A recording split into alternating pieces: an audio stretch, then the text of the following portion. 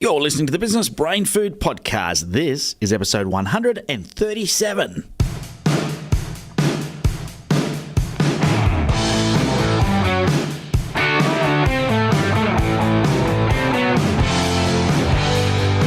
Welcome to the podcast that gives you direct access to the world's leading business building experts. Head to maxmyprofit.com.au to catch up on past episodes, download your free business growth tools, and access show notes for every single episode.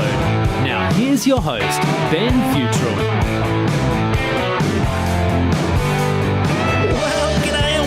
To another episode of Business Brain Food. This, my friend, is the podcast that's 100% devoted to taking you and your business to the next level. And the good news is, doesn't matter whether you're brand new to this business thing, so maybe you're just scratching that entrepreneurial itch, or maybe you're like myself and you've been in business for a long, long time. And my guest today, he's also been in business for a long time. There's always something new we can do to take our business to the next level, and today is absolutely no different. Really excited to have Craig West back on the show. Craig is the CEO of Succession Plus, which is the largest business succession exit planning firm in Australia. And so if you're in business, at some point you're going to have to think about that end where you do move on and do something else. So we're going to chat about the different types of exit plans that you can have, and we're going to talk about lots of examples of people that Craig has worked with or is working with and how they have increased the multiple that somebody will pay for their business. And I'm talking about making you extras in the millions. So we'll be talking about that a bit shortly. Now, first of all, I want to say thank you. If you're this first-time listener, welcome to the show. Welcome to the Business Brain Food Podcast. Really grateful that you've stopped by. Make sure you go back and listen to the past episodes as well. A lot of good content in there, lots of great guests and lots of good tips on taking your business to the next level. If you're a regular listener, g'day and welcome back. G'day. That's very Aussie, isn't it? G'day. And I know that 65% of our audience in Australia, but the other 35% is spread all over the world. So a big g'day to you. If you're not an Aussie, I want you to try and say that. Say g'day. G'day, mate. How are you? Because that's our greeting over here in Australia. But welcome back. So good to have you back, tuning in each and every week to listen in to the Business Brain Food Podcast. Now, one of the things that I'm doing, if you haven't already registered or come along to one of my free events, if you are in Australia, I've been up and down the eastern seaboard of Australia this week. And next week I'm back in Sydney running an event next Wednesday in Homebush. You can find out more about that by going to businessfasttrack.com.au and you'll be able to select the event that works for you. Also back in Newcastle in July, so make sure you go and you check out those dates, and who knows where else I'll be, but you can go to businessfasttrack.com.au anytime and go and check out what it is I'm doing and come and join me for an event. Now, I do have another really, really exciting thing to chat with you about before I jump into the interview with Craig. And that's a development that's going on here in my business and what we're doing. And I know for a lot of you probably know my history is I've been in the business advice, training, coaching space for about 15 years.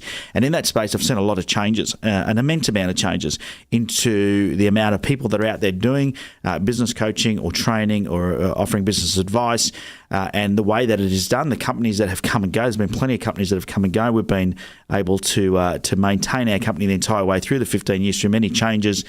The industry is still not regulated, so I feel that's a bit of a challenge for you as a business owner. Is that it's hard for you to know, what. When you engage somebody to help you grow your business, and I think it's important you do, right? I really think it's important that you find somebody that you can work with to help you grow your business, whether it's a business coach, advisor, an accountant, somebody like, our guest today, Craig West, who does succession planning, just somebody who's on the outside. It could be just somebody sitting on a monthly board meeting or management meeting with you to have a very objective look at your numbers and what it is you're doing. But when you're choosing someone, it can be a little bit daunting. I know that there's stories I'm hearing, people come to us with these fears as to whether or not we're the right fit for them, and is it the right thing for them? Is there anybody who can actually help them? There's a lot of horror stories out there. And so I wanted to explain to you a little bit about what we're doing as a company. We have been at the forefront of this business coaching and training game for a long time. Like I said, for 15 years, we've turned over in excess of $50-something million in that time. And there's not too many organisations that have done that. And the reason we've done that is because we've been able to help so many people get great results. Now, what happened in 2016 was I was actually talking to a few people in my circles that were in the accounting space, and they were starting to tell me about how their industry was being affected by technology and the reduction in compliance work, and how they wanted to get into the business advice space. And what that did was it sparked a new division, if you like, of my company, where I started to work with accounting firms, so private practice firms who would have typically 150, 200 plus clients that have their own business, so business owner clients that want to add business advice / coaching / training, whatever it might be, onto their business model so they can then help their clients go to that next level where they can be more proactive.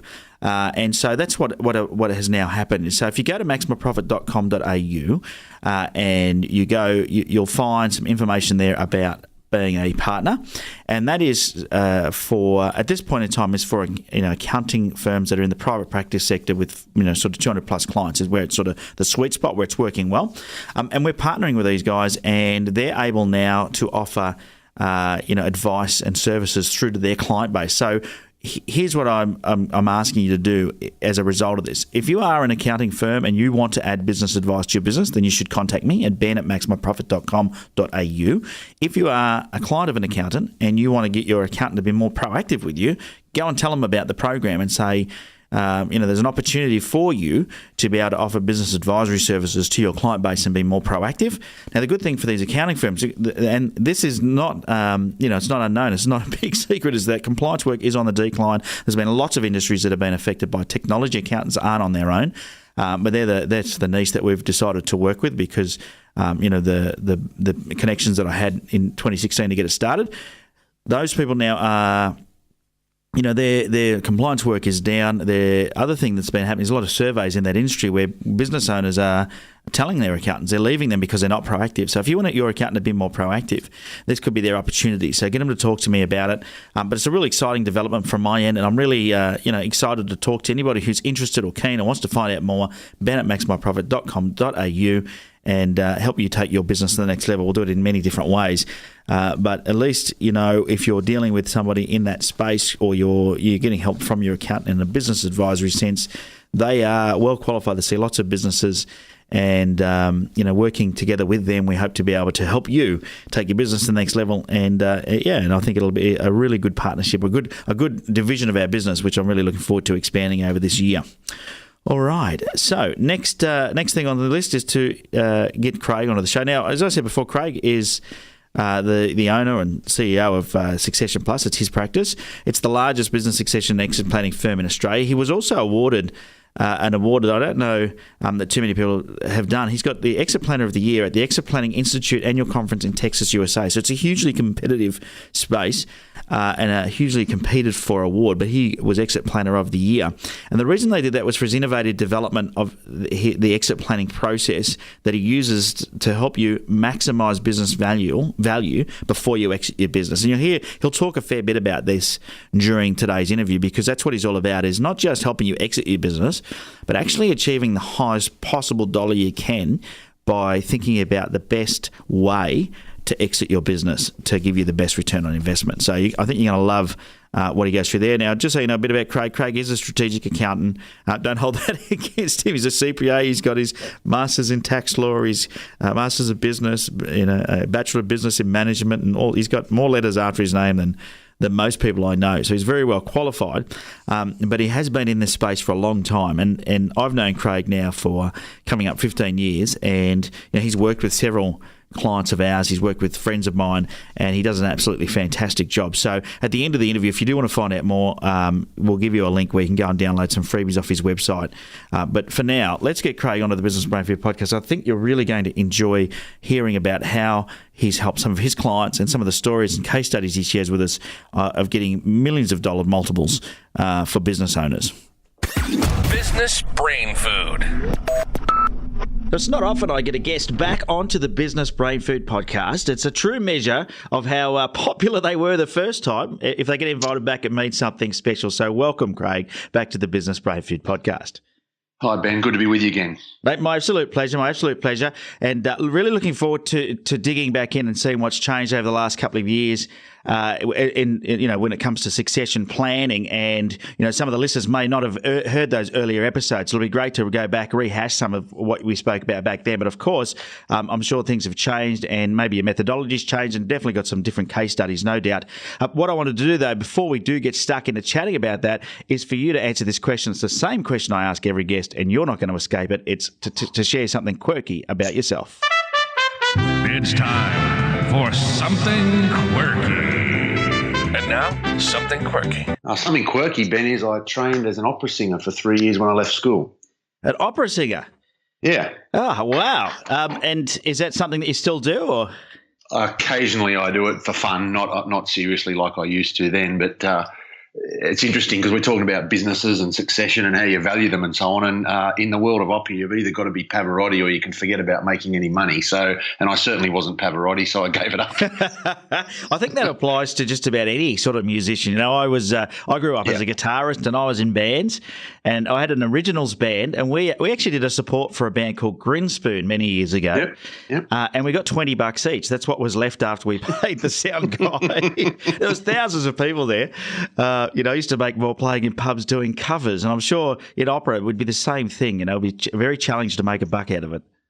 Yeah, absolutely. And look, it's a very specialised field. There's a lot to learn, and you do have to be one of the, in Australia there's probably only 5 people that I can think of that actually make, really good money out of being opera singers. And, I just was nowhere near that level. So, but I did enjoy it, and I still enjoy it every now and then when I sang at a friend's 50th last year, and really enjoyed it. It was good fun. Nice stuff. And it's probably a good segue to talk about business, because I think, it's one of those industries, when you're a singer, that of course it relies on you individually. And a business, a lot of business owners build businesses that rely on them individually. Is that a bad succession plan? I think that's probably the number one problem with most small to medium businesses, is that they are entirely reliant on one person. And I'm actually working, it's really timely that we're having this conversation and that question, because just in the last 2 weeks, I'm working with a large client in Perth who's actually making an acquisition. And the reason they're making the acquisition is the business owner, who was only in his 40s, died all of a sudden on a holiday. And what we've found since, and he's got quite a good business, there's a number of people there, it turns over, more than $10 million. But what we found is the entire business was relying on him, as in no one could do anything, no one had any authority to order anything, buy anything, pay for anything, unless he approved it. And so what's happened is, because this accidental death has suddenly happened, the business has ground to a grinding halt. And every time someone asks a question, it's, we don't know. No one knows how that happened, or no one knows where that is. Nothing's documented. It's all in his head. And unfortunately, obviously that doesn't happen very often, thank God. But in business, that's a real risk. If people in your business are actually sitting there paralysed by the fact that they can't do anything without you or your approval or your involvement, then you've really got people working way, way below their capacity to actually help you. Yeah, if it's okay, I'm not sure. You tell me if I cross any lines, because I don't know this person's family or them personally. Can I ask you a few questions about that circumstance? We don't have to say any names or anything. Yeah, of course you can. Yep. Yeah. So I'm interested to know, because succession planning is one of those things, I think, and tell me if I'm wrong, I think succession planning is one of those things that a lot of people don't think about, right? We start a business, we get an accountant, we get a web developer, we get all these other services, but no one thinks about what they're going to do when it finishes. Now, that person who died at 40, of course, that would have been unexpected, I'm sure. Did they have a family? Were they married? Did they have kids? Yeah.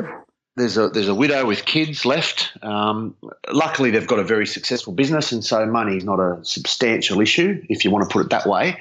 But huge disruption. And I think, I was saying to someone the other day, it's a little bit like talking to teenage boys when they ride motorbikes or first start to drive cars. Like, they're never going to have an accident. Nothing's going to go wrong for them. They're absolutely bulletproof. Unfortunately, baby boomers and business owners typically have a bit of that characteristic as well, because we have to be fairly optimistic and, aggressive, to use probably not quite the right word, but you know what I mean? Yeah. To own and run a business. And so we always think, it's not going to happen to me. And so, the succession planning, there's a bit of work in it, there's a bit of cost in it, there's a bit of effort, and it really is an issue where it's not actually, it's probably not going to benefit you this week. Whereas, I can go and do a sales call, or I can write an article for my website, or I can do something that will actually benefit me this week. The key thing, and this is where I always say to people, the thing about succession planning is it's strategic, and good strategy takes time. And so what you do today with your succession plan is not designed to benefit you this week or this month or probably even this year. It's probably more about 5 years' time. But because it's 5 years' time, and because you've got the time to do it properly and strategically, it can be quite valuable. compared to a sales call this week. So this company that was over in Perth, were you already working with them, or were you called in by the wife after this guy passed away, or how did that happen? No, my client in Perth is actually the one that's going to buy the business. We're negotiating out of the business from the wife, and of course, I know the guy that died. I know the accountant, and they're just in a world of hurt. They're all sitting there going, "We don't know what to do. We don't know.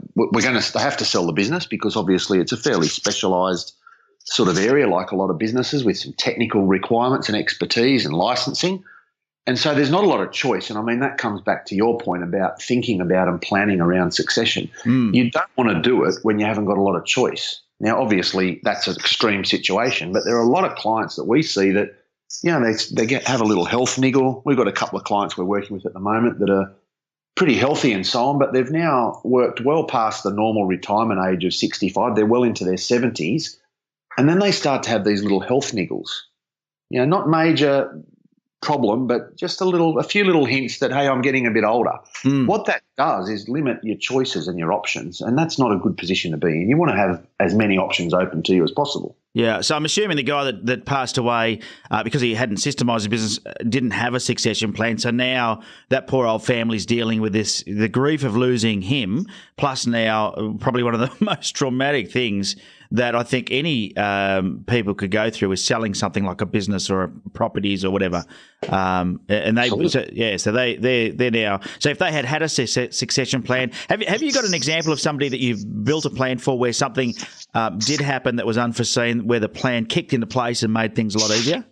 Yeah, absolutely. I mean, we've got several clients where, we've done a plan, we've documented everything, we've briefed the family, and, nothing's happened for 3 or 4 years. But when it does happen, it's still traumatic, it's still difficult. Obviously, people are still upset, but there's a very big level of confidence around, okay, I know what's happening here. Yes, I'm upset. I've got a whole stack of stuff to sort out. I'm not feeling great. I don't really feel like making decisions, and that's an important point. But I've actually already made the decision 3 years ago, and I know what we're going to do with the business, and I know who I need to talk to, and I know where the relevant documents are. That just takes a lot of stress and grief out of it. And it doesn't need to be massively complicated to do that, but it's about preparation. And, it's a little bit like, Ben, you and I are both private pilots. It's a little bit like, you take off in your plane and go, well, I've got no idea where I'm going. I've got no fuel and I don't know what I'm going to do. I mean, you just wouldn't even think about doing that. But business owners do it all the time. They sort of just tick along and hope that nothing's going to happen to them. Unfortunately, as I've just said in that example, it can happen. And when it does, the people around you, even this guy's accountant, they're in a world of hurt. They've been mates with his accountant for 15 years. The wife's obviously extremely upset and, their family around, et cetera, et cetera. No one's in a good state to make decisions or plans or do anything properly. They're all, focused on much, much bigger issues than that. Yeah, understandably. So I guess, health issues or death can be one reason why you want to make sure you put some thought into what happens in those circumstances. But it's not always that, is it? It could just be the fact that at some point you are going to want to move on from your business. And I think, when I ask people, when I run my events, I always ask people, why did you start your business? I never ever get anyone say, so I could build something I could sell. So how many business owners are thinking about that day when they do want to exit their business? When you sort of come across them, is a percentage, are they thinking about that, or is it something that most haven't thought about but should be thinking about? Look, interestingly, some of the younger people that we work with, so people that are in their 30s and 40s, have got a view to building up a business and selling it. And I think it's becoming more common now with the internet type businesses. You look at Facebook and, Apple, and they buy and sell businesses regularly. There's an announcement comes out of Facebook every couple of weeks around something they've just bought and so on. So younger people, I think, are a little bit more attuned to the fact that they could build up a business and sell it in the short term, and that means they can then go on and do something else, or they can whatever. Older baby boomers that have had their business for 25 years, there's two key issues. The first one is they're actually pretty wealthy. So the first thing that comes up is they don't actually need the money in some cases. They've built up a fairly good business. They've bought some assets. Some of them bought their property in Sydney 25, 30 years ago, and we all know what Sydney property prices look like now. So they've got some substantial assets behind them. But they get to this point and then say, well, what am I going to do now? I'm 65, 70 years old. I'm not quite as healthy as I was. probably got the spouse in the ear saying, well, when are we going to do that European holiday we've been talking about for 10 years? And that's actually what forces their hand to say, well, I really should do something about this business. Those results end up okay. They end up selling the business in most cases. They don't maximise the value and they don't get the best possible price. People that walk into it and plan, begin with the end in mind and work towards a strategic exit will always get a much better price. They'll always get a much better exit. They'll find a strategic buyer who pays more. And that just gives them the freedom and options to go and do something else. And it may well be start another business or buy another asset, but they've got that option because they've actually strategized their exit rather than just let it happen. Yeah, and I can imagine that if you for whatever reason you have to sell, if it happens quickly and you haven't had time to prepare, that would have to affect the value that you receive because you haven't been able to do it strategically. Have you got some sort of stats on what sort of a difference it makes? Is it do you get double your money, triple your money? Is it only 10% more? What do you typically get by putting the time and effort to plan now? Oh, no, look, we've got many examples where people have tripled or even quadrupled the sort of value that they can extract from the business if they plan the exit properly. So if you've got a business that you're going to sell for, 1 million, it's well within range of possibility to sell it for 3 or 4. Now, that's a substantial uplift in valuation and value that you can walk out with, but there's a bit of work to go to get to that point. Interestingly, when you get people across that and when they understand that, you sit down and say, okay, I can turn that 1 million that you've got today into 4 million, but it's not like property. It's not like just buy the asset and hold it. Property in Sydney and most other places in Australia, you buy it and wait 10 years, you will do very well. But businesses aren't like that. That's just not how it works. And so there's actually a lot of work that we need to do in between to make sure that we get the right result. And strategizing around the value, what's your business worth today and how do we make it worth 3 or 4 times that is actually well worth the time and effort that's involved because we're talking substantial numbers. Yeah. So, when you think about this, because we've talked about 2 different scenarios there. One is you spend a bit of time planning. One is that your hand is forced through some circumstance. It's entirely out of your control. Or you just get to a point where you go, I've got to do something about this. What sort of preparation time do you need them to make it, say, do maximise the value? Is it something that can be done in a few months? Is it a few years? Give us sort of an idea of what typically a business owner or a business would have to go through to prepare to have a successful strategic exit plan. Yeah, look, I think, in an ideal world, I reckon 3 years out is more than enough time to really plan and strategize your exit. And I'll give you a few examples of where that's worked really successfully. I worked several years ago now to sell a water filter company. So in your corner of your office, you've got a water filter that sits there, often never fail and so on. This was a privately owned company in North Sydney. And I worked with them for nearly 5 years to build the value of that business up. Now, they ended up selling it for more than $20 million to a listed company. And they sold it on the basis of that 3 years of preparation. We discounted against the opposition so that we built up our numbers of water coolers that were in business premises. We self-financed the water coolers. So instead of charging them $1,000 up front, they just paid $100 a month, but they paid $100 a month for an ongoing period. And so there were a few things that we did that actually changed the way that business model worked. And that sort of gives you a scope of saying, well, that doesn't happen overnight. You can't do that in a few months. That's going to take you a couple of years. The other thing that happens with time frame is it opens up all of your options. So I do a bit of work with the employee share plan space. For some businesses, an employee share plan is actually a really good exit. The issue with employee share plans is no matter how you do them, they take 5 to 7 years to actually work, to actually get the employees to a point where they can buy the business. And that's because it's a slow drip feed purchase of equity over time based on a profit share. Now, you can't do that if you turn up and say, oh, it's May and I want to sell by Christmas. You just go, well, the employee share plan is now off the table. And selling to a listed company is probably off the table as well because there's certain things they look for. And so the timing is really about opening up the maximum number of potential exit options. What are all my options to exit? And how do I maximise the value of those over that period of time?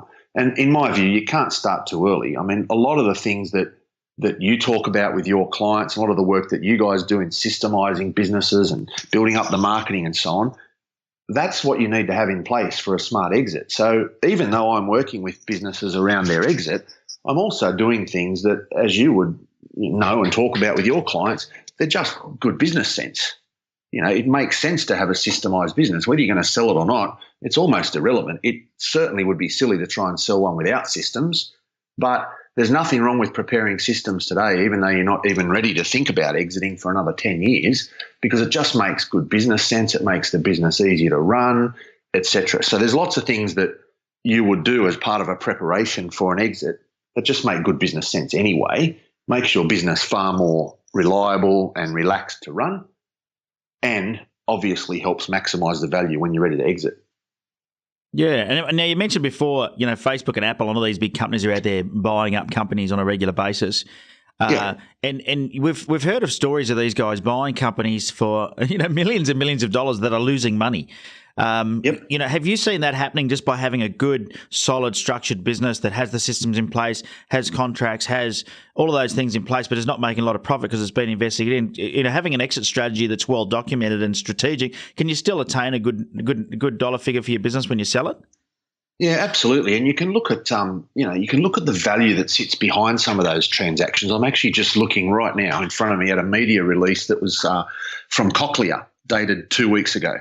And Cochlear just recently bought 100% of a business called Cycle, which is, according to this, the world's largest provider of audiology practice management software. Now, talk about a niche. Who's ever heard of audiology practice management software? This business was sold for $78 million US. It's a substantial amount. Now, the reason that was sold is because it's a very niche market and they've got some specialized IP. If you look at things like Instagram, now Instagram, as most of you would know, Instagram, social media, etc., it was purchased by Facebook. Facebook paid $1 billion to buy Instagram. Instagram has never, ever made a profit. Now, you think of that and look at it and go, why on earth would somebody spend $1 billion to buy an asset, and let's probably use the word loosely, that never makes any money? And the reason is it's got some intellectual property and it's a very, very strategic competitor of Facebook. Facebook was actually worried that Instagram would one day take over the market from Facebook. So what do? Well, they write a check for $1 billion and buy it.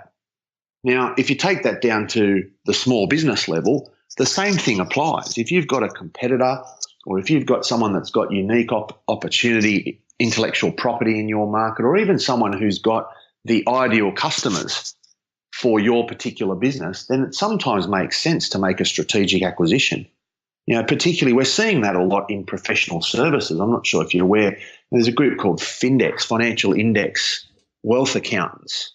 And they have bought, in the last, I reckon, 3 years, they've probably bought 50 businesses, all of them in professional services. So financial planning businesses, insurance, accounting, and they've just made this massive roll-up of all these businesses. And what they're doing is they're putting them all together and structuring and systemizing them so they all use the same software, they all use the same tools, etc.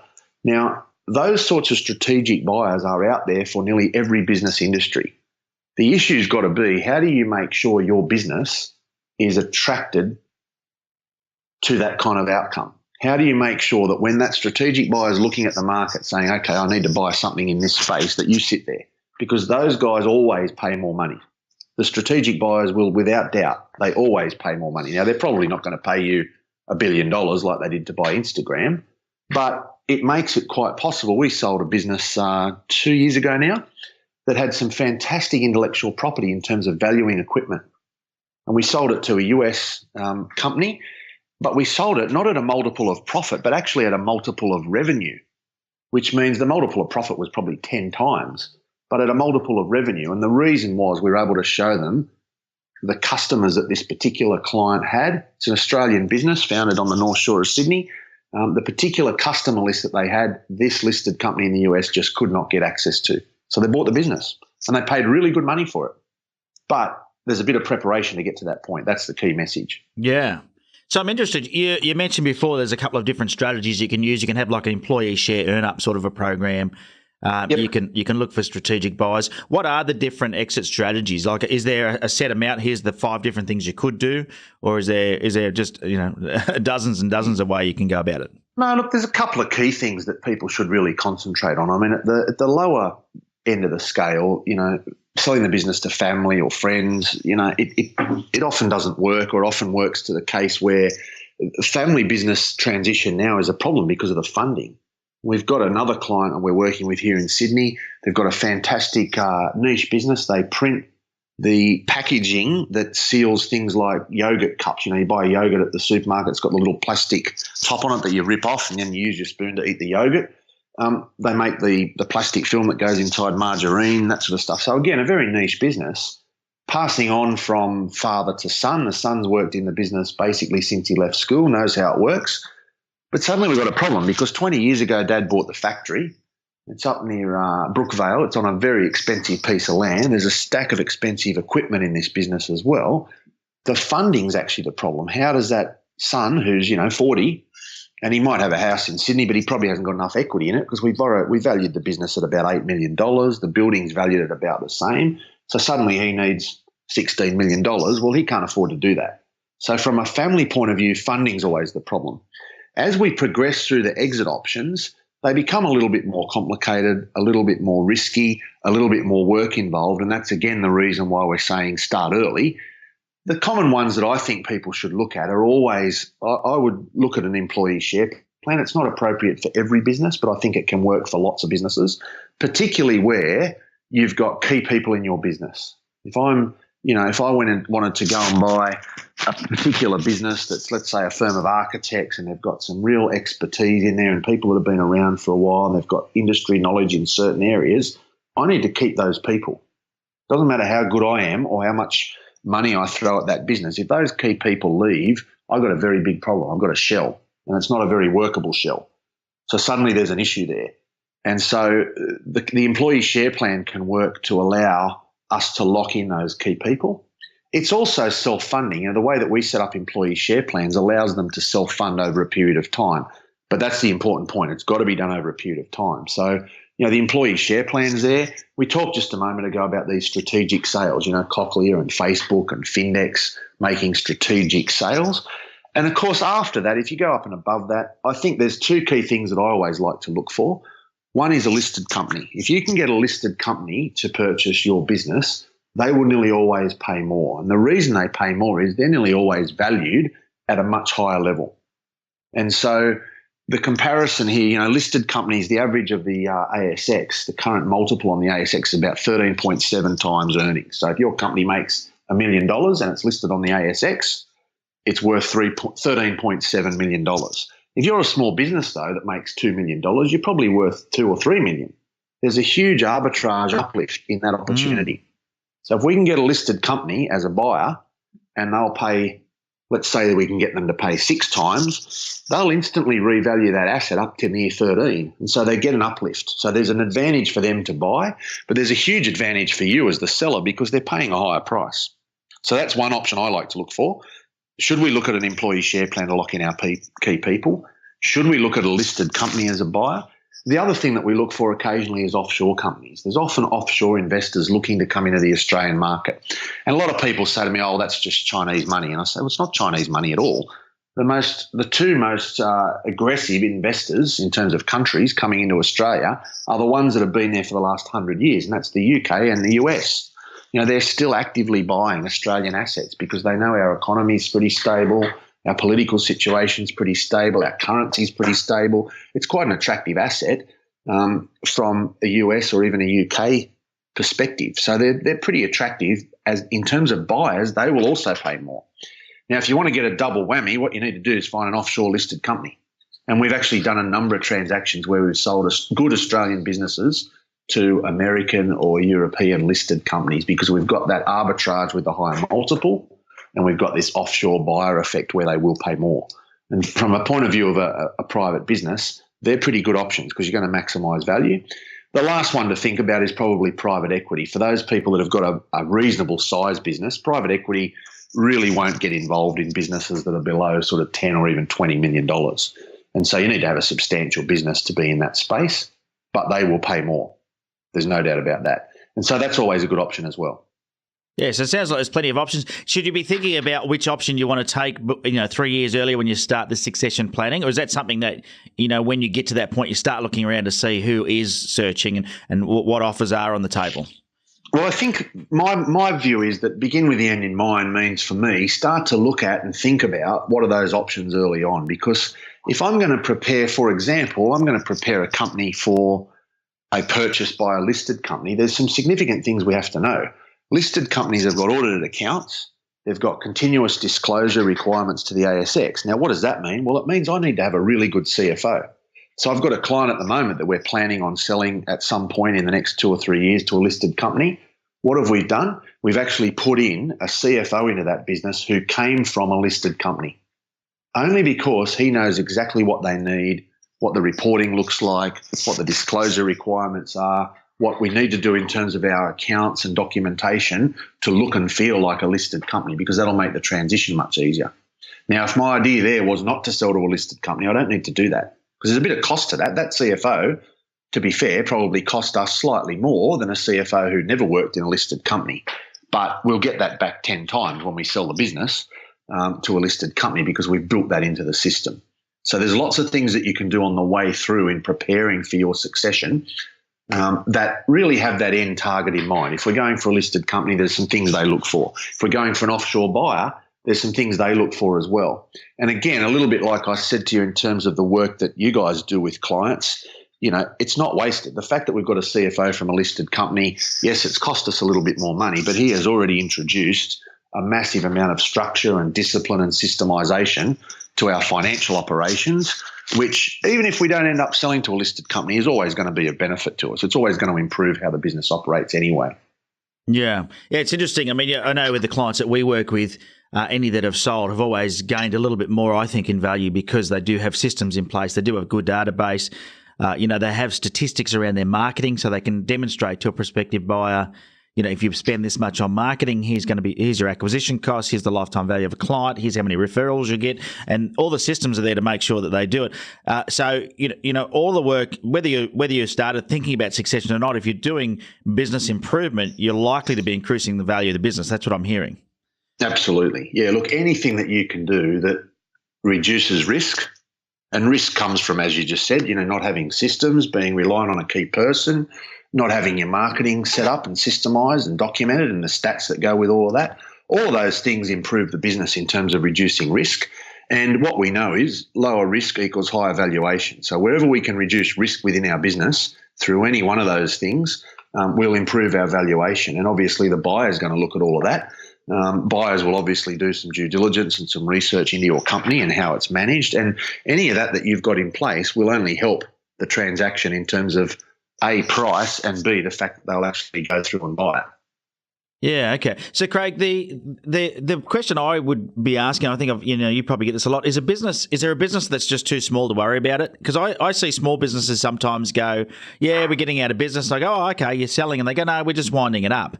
What's your thoughts on the size of a business? Is there like a threshold? Well, look, I think the size really just determines how much value you can actually add. So if you've got, the corner suburban news agent and, you and your wife work in that probably 7 days a week, and it's just an ongoing sort of process, and you work really hard and you make a couple of $100,000 a year, which is a good sort of income for a small family business like that. There are some things we can do to improve that business. And the things you're talking about, get someone in, get an accelerator in and document your systems and your processes and work out how you can actually make that business more effective. That will add value. Will it take you from, a 2 times multiple to a 6 times multiple? Probably not. There's not going to be a strategic buyer for that business. There's not going to be a listed company that buys that business in most cases. But having said that, I'm looking at some examples at the moment for what are really quite small businesses. For example, optometrists. There's actually a number of businesses going around now. Dentists is another one, where there are actually quite substantial listed company, 1300 Smiles, you see all that on the stadium when you watch the footy. That's a listed company that has gone around and bought a stack of small dental practices. Now, those small dental practices were 1 or 2 man bands, small suburban offices. Everyone would think, as I've just said to you with the news agent, unlikely to get a strategic buyer. But there's a good example. There's a strategic buyer, a listed company that's gone around and wound up all these dentists and sold them into this big structure. The same thing happens with small accounting firms. As I just said to you, there's optometrists at the moment. There's a lot of activity in that market.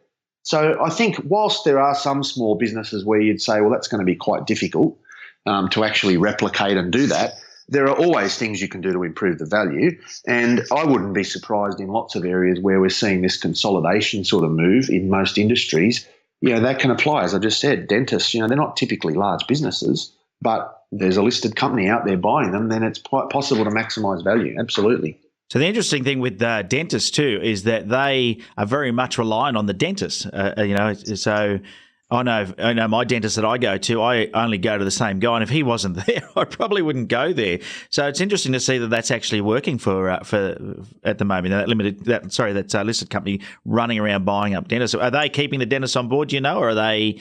Yeah, they are keeping the dentist on board because of the point you just made. I mean, if your dentist walked out tomorrow and, suddenly Craig West turns up, heaven help me if I turned up to look after your teeth, Ben, but you know what I mean? If suddenly there's a change in personnel, they will lose some clients. So they're keeping the dentist on there for a time. But what they're doing, where they're adding value is they're actually going in and systemizing and structuring all those operations. So, for example, all of the back office that dentist, and sometimes it's the dentist's wife or part-time employee or brother or, cousin who's a bookkeeper goes in and fixes all their back office and manages all their billing and sends the claims off to the private health funds and all that sort of stuff.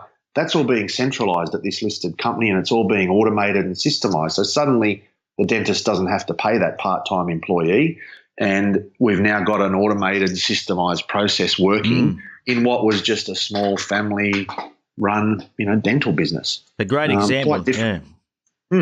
Yeah, great example of how something that relies on the business owner and quite one of those small business types that you would think wouldn't be able to sell very easily, of where there is a strategic buyer out there just buying them up. Another question I've got for you, Craig, is what about if I don't want to get out of my business altogether, but I don't want to have to be there anymore or run it anymore? Is there room for me to be able to keep a shareholding and get a dividend as a past owner and then sell on part of my business, or have you found that doesn't work? No, look, there's a number of examples I'm working on right now with clients. I'm working with a consulting engineer in Perth who is doing exactly that. He said, look, I'm looking towards retirement. He's not probably old enough to retire yet. He's certainly not got any health issues yet, but he's just saying, look, I've been doing this for a long time. I'm ready to retire. But I've got some really good staff in here. So we had a meeting with them last week and talked about setting up an employee share plan where over a period of time, and it's probably, again, 5 to 7 years, the business owner will eventually own maybe 40% of that business. The two key employees will own 30% each. And the guy that I'm dealing with, the current owner, will be largely retired. He might work in there one day a week. He might go and see some key clients or do some key sales meetings because that's his real thing, explain to people why he can add value. But he doesn't need to work in the business 5 days a week. We're seeing that quite a bit. We're also seeing that in family business where you've got aging owners and they've got, let's say, kids in their 40s who don't want to take over the business for whatever reason. They want to go and do something else. They're studying art in London or they're doing whatever. They don't want to take over the business. For the first time ever now, that family business has to bring in a CEO or a manager who's not a family member. They're an external person. They don't have that background, but they're a professional manager. And so the employee share plan or the equity plan or even a profit share plan, if you don't want to do it with equity, can allow that person to be incentivized around the performance of the business without the owner needing to be there and work there every single day.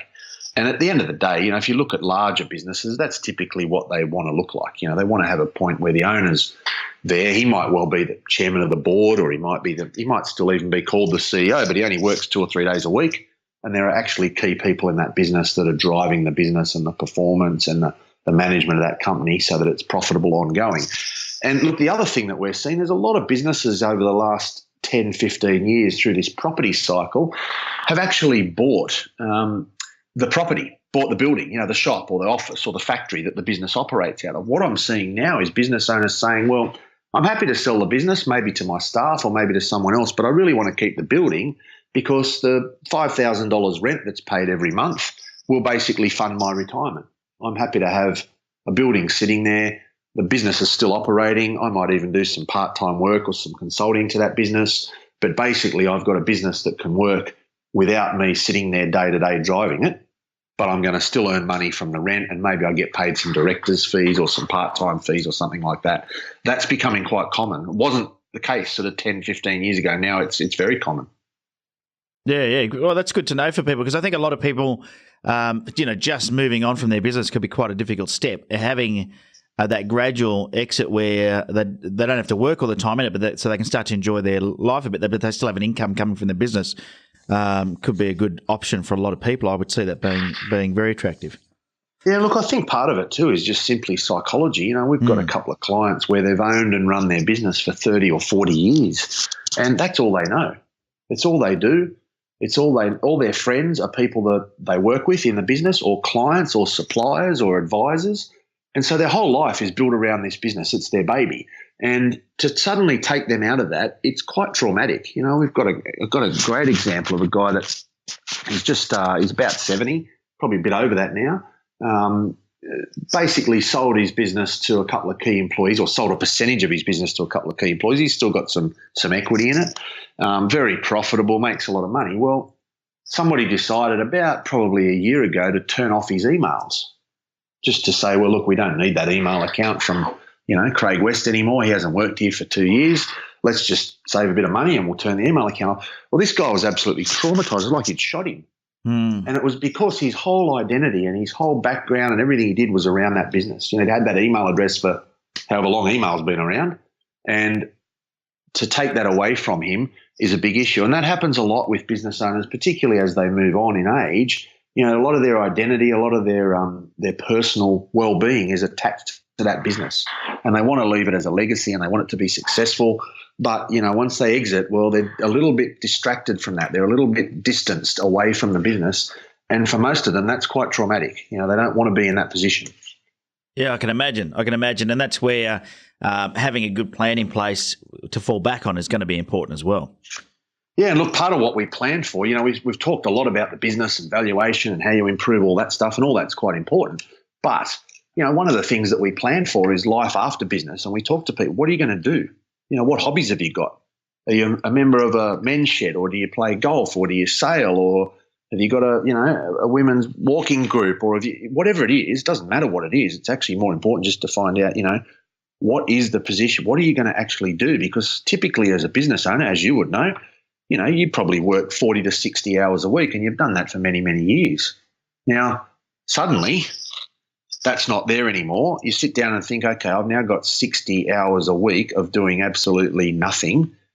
What do? I like playing golf, but, how many games of golf can you play in a week? How many times can you go sailing, or can you – and that's really quite a challenge for a lot of people to sort of say, okay, we need to find something for you to do. What I'm finding works well is really actually a good thing to sit down and say, okay, well, what about – I've got a number of clients where I've put older, retired business owners onto their board. They're looking for a non-executive director. They're looking for some ideas and some guidance. And sometimes being on a board is just about a bit of grey hair and a bit of experience to say, hang on a minute, did you think about this? To ask the questions and to sort of challenge people. Now, firstly, the older people love it because they're suddenly respected and, their opinion matters and someone's listening to them. But the younger owners, the business owners that I've actually done that for, have had fantastic value out of those people, because often it's not about the money for them. It's more about giving back and helping younger people. And they've been incredibly valuable. I often tell the story. I've got one particular client I put on 2 or 3 boards, and his wife rings me every 6 months and said, oh, hi, Craig.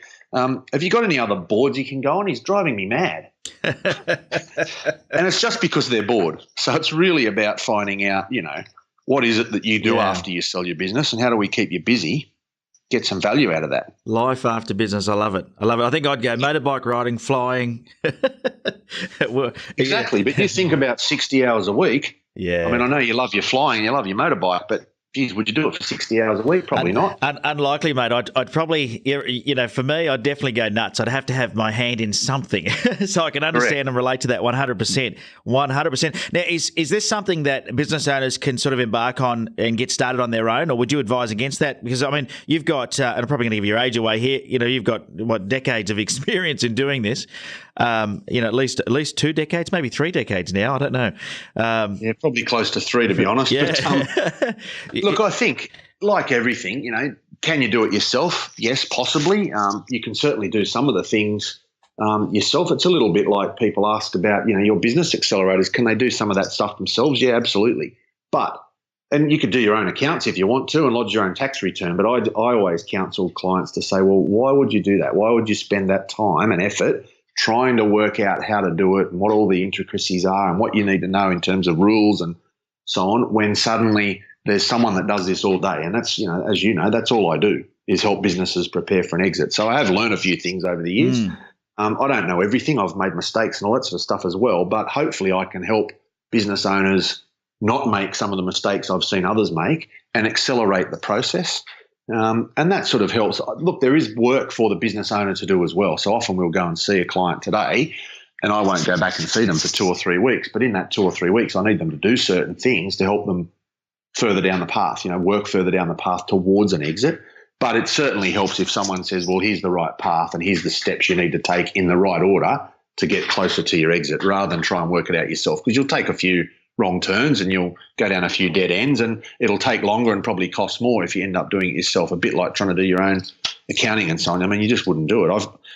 As you know, I'm a fully qualified accountant. I've got a tax agent's license. I've got a master's degree in tax law. Well, I don't do my own accounting. I've got an accountant that does it. Why would I? It's crazy.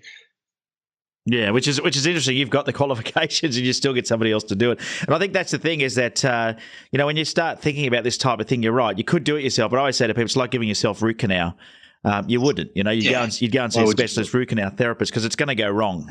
You may get it done, but it's not going to be as good as if you got somebody who does it every day of the week to do it for you. Correct. And I can't remember where I read it or who I heard it from, but I've always remembered, saying about the best and highest use of your time. And as a business owner, the best and highest use of your time is not helping complete your monthly BAS or, doing some of that work that we're talking about. The best and highest use of your time is working on the business, and that probably means get someone in, find out what they need to do and really spend some time working on that. One of the things I tell my clients as a bit of a tip, and it actually serves a number of purposes, but the main thing I do is I tell them to work from home on a Friday.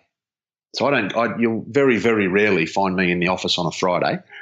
In fact, 1 week in every 6 I might be there if there's a meeting with a client from interstate or something. But other than that, I work from home Fridays. And the reason I do it is, firstly, I don't get interrupted with emails and phone calls and all the other stuff that I'm in the office I have to deal with. But secondly, I can actually sit down on a Friday morning and say, okay, today I'm going to write that new article, or I'm going to design a new product, or I'm going to set up a new pricing structure, or I'm going to work on a referral partnership. Sometimes on Friday I'll go and have lunch with someone that we work with very closely in the business. Now, that discipline does 2 things. One, it means I'm not in the office on a Friday, and so my staff now have to start to think and act for themselves without relying on me, and they get used to doing that very, very quickly, which is great. But secondly, it gets me trained around thinking strategically. I'm not going to sit here all day Friday and waste my day answering emails and, doing the BAS. What I'm going to do is, okay, what's a big thing that I can do that will really help my business? If I get really focused, and I often make a list. I've got 3 or 4 on a list. I'm about to update a book that I wrote 4 years ago. I'll do that on Fridays because I just sit there and go, okay, that's the goal. I know why I need to do it. It's really valuable for my business. I can't do it in the office because I get interrupted all the time, etc. But on a Friday, that's a great use. Now, if I sit down in 6 weeks' time, 6 weeks of Fridays, and say, okay, I've written that book and it's now ready to publish, that's sort of the best and highest use of my time that's available. And I think that's something that business owners can – it's a simple tip, but it's actually quite easy to do as well. Amazing how many business owners can't do it. I have one client in particular who I've been talking about that for probably 4 or 5 months. And I think in that time she's had one Friday where she worked from home. And when I say to her, why didn't you work from home last Friday? Came up, there was a really important client meeting. We're having problems with our IT, so I thought I'd better go into the office and get involved in that. We did. And you just go, really? Why? But it's a real habit for business people to get into. Yeah, you're right. I always say to people, spend at least 20% of your time working on, not in. And the best way to work on is not go in the office, that's for sure. Keep away, yeah. Absolutely. Now, we're just about out of time, and I know that a lot of listeners will be wondering how they find out more. So what's the best way for them to find out more, Craig? Yeah, look, the easiest thing to do is get on our website. So it's just www.successionplus.com.au. There's a stack of resources there. If you go to the resources, there's actually a section called resources. There's a couple of ebooks that you can download. There's there's an exit readiness assessment tool. You can actually go in and answer a few questions. It'll give you some tips around how well prepared you are for an exit and what some of the next steps should be. So there's quite a lot of resources on the website. I think that's probably the best place to start. Obviously, our phone number's on there. If people want to ring me and have a chat about it, I'm very happy to do that as well. So successionplus.com.au. I'll stick that link into the show notes. This is episode 137. So if you're looking for the show notes, go to businessbrainfood.com.au, episode 137, and you'll find all the show notes there with the links to successionplus.com.au. And I suggest you jump on. There's heaps of resources. And if you're in business, I think it is, it's very important for you to look at what you're going to do when it comes to the end. Are you going to keep a share? Are you going to find a strategic partner to buy you out? Or, you've got to start thinking about that now. So it is a good thing to start thinking about no matter where you're at in your business. Even like I think you said, Craig, some people are starting businesses with that end in mind of selling. Absolutely. And, if you've got that strategy in place, then, working at home on Fridays, that's what you work on. Okay, how do I get closer to my exit? What things do we need to build in the business that'll help me get to that? Absolutely. All right, mate. Well, it's been invaluable. I want to say thanks once again for spending the time with us to run through, especially the examples. I think a lot of people can relate to examples of businesses or business owners that have been through this experience or going through the experience. So really grateful that you've shared those with us today. And I think a lot of listeners would have got a lot out of that. No problem at all. Pleasure. Now, all that's left to do, my friend, is the 60-second scramble. Are you ready for that? Absolutely. All right, let's start the clock ticking. And here we go. Have you got a hidden talent? Music, singing, playing the piano. Yep. Nice. What's the strangest thing you've ever eaten? Worms. Worms. Was that as a baby or like a child? Or? No. That was, I think that was at some outback experience. Nice. I wouldn't recommend them. They're not great. Nice. What's your biggest addiction? Hopefully not worms. No, definitely not worms. My biggest addiction, that's a really interesting. I read a lot. I read a lot of material every day. Nice. Who's your mentor? Have you got a mentor or someone that you look up to that inspires you? Yeah, I've got a couple of people as mentors. I talked to a guy called Mark Falzon, who's a mentor and sort of guide and entrepreneur that I've done a lot of work with. He's always been quite helpful, mainly because he asks really good questions. Nice. Have you got a favourite book? The Power of One by Bryce Courtenay. I love reading. Nice stuff. Best way to tune out and relax? I read. When I relax, I either listen to music or read. I also like watching sport. So, you'll find me often sitting down watching the cricket or the rugby or something. Excellent. Well, there you go. Well, thanks so much once again, Craig, for sharing your knowledge with us. And you did well on that 60-second scramble there, buddy. You didn't break under the pressure, so well done. No problem. Thanks for having me. Learn more to earn more. Well, there you go. If that doesn't inspire you to start thinking about what does your exit strategy look like and how you're going to go about it, then nothing will. And Craig would be the leader in Australia, without a doubt, in succession planning and exit strategies. Some of the results that he's got for businesses are amazing. And I suggest that if you are in business and at any point in the future you're thinking about how can I exit this thing, just get in contact with him. He's a great bloke. I don't think he's going to charge you anything. Just have a chat. Just give him a ring and have a chat. He's a great bloke. He'd be more than happy to take your call. And I say that because I actually know Craig quite well. He's also the CEO of or the chairman rather of the SME Association of Australia, which I'm also on the board of. But we've been mates for a long time, and I know that what he does is great, and how he works with people is great. And he's more than happy to have a chat with you to see whether or not there's a fit. And you could feel confident knowing that you've got somebody with the experience to be able to give you the right advice. So go to successionplus.com.au, look up Craig West on LinkedIn. I'm sure you'll find him there. We'll put all the links in the show notes, as I said before. BBF137. Can you believe it's 137 episodes? I don't know what we're going to do. I keep saying each time we get to a milestone, I'm going to do something, and I haven't done it yet. I'm just waiting for the right milestone. And I'm thinking 156. Now, you might think, geez, that's a weird number, Ben, but 156 is our third anniversary. That's an episode every week for 3 years, which is pretty amazing. So I'm thinking that may be the time to do something a little bit special as we go down this road of podcasting. I see the number of downloads up increasing all the time. I see the number of countries we're in increasing all the time, and absolutely love the fact that people do enjoy listening to these interviews. And, I think it's really important that we have these mediums, these on-demand mediums for business owners to get extra education whilst you're driving or, exercising or doing something different. So it's really cool that the numbers continue to increase. And I think, in podcasting, it's going to keep happening. So not too far away. We're only what's that, 20 episodes away from our 3-year milestone. So I'll start thinking about that, and maybe we'll have a big party that you can come along to. All right. Well, that's pretty much it for today's episode. Once again, thanks for tuning in. And if you have enjoyed the show, I'd really appreciate it if you jump into the iTunes store or whatever app you use, leave an honest review or rating. You can also join us in the Facebook group, which is facebook.com/groups/businessbrainfood. Or just go to businessbrainfood.com.au. All the links are there. There's also information there about becoming a sponsor if you want to sponsor. Haven't pushed that very much lately, but if you feel like you want to reach my audience, which is you, jump on that website, businessbrainfood.com.au. Cheerio.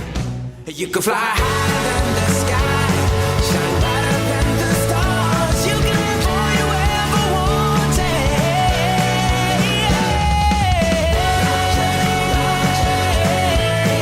The Business Brain Food podcast is brought to you by maximeprofit.com.au, helping you outdo, outshine and outclass your competition.